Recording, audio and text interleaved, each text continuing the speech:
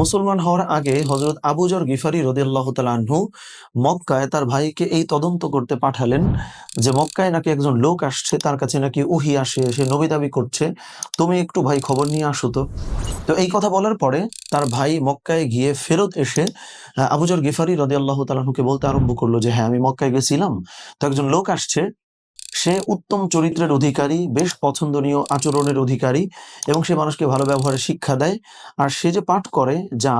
সেটাকে ঠিক কবিতা বলা যায় না, কিন্তু আবার কবিতার মতো শুনতে, এরকম একজন লোক আসছে। সো গল্পের এই ছোট্ট অংশ থেকে যে জিনিসটা আমি হাইলাইট করতে চাই যে দেখেন রাসূল সাল্লাল্লাহু আলাইহি ওয়াসাল্লাম তার জীবদ্দশায় কিভাবে চলতেন, যে একদিনের জন্য একটা মানুষ তার সঙ্গে দেখা করতে এসে এই ইমপ্রেশন বা এই মুগ্ধতা নিয়ে ফেরত গেল যে সে পছন্দনীয় চরিত্রের অধিকারী। এখন আমি আপনাকে প্রশ্ন করি বা আমি আমার নিজেকেও প্রশ্ন করি যে আমার সঙ্গে কেউ যখন দেখা করতে আসে, সে দূরে গিয়ে কি বলে যে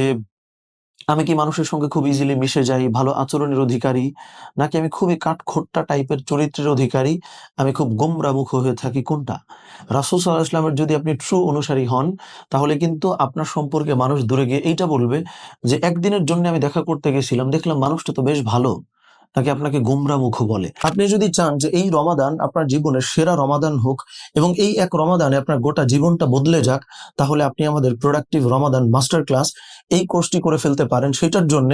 আমাদের হোয়াটসঅ্যাপে নক দিতে পারেন, অথবা কমেন্টে বা ডিসক্রিপশন থেকে লিংকে ঢুকে সরাসরি আপনি নিজেও ভর্তি হয়ে যেতে পারেন ইনশাআল্লাহ।